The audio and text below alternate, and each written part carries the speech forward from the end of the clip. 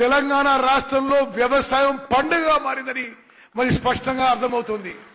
ఈ రోజు మొదలు పెట్టుకొని 9 రోజుల పాటు 9,000 కోట్ల రూపాయలు రైతు భరోసా కింద తెలంగాణ రైతాంగానికి ఇస్తున్న గొప్ప ప్రభుత్వం మన కాంగ్రెస్ ప్రభుత్వం అనే విషయాన్ని మనం చేయాలి.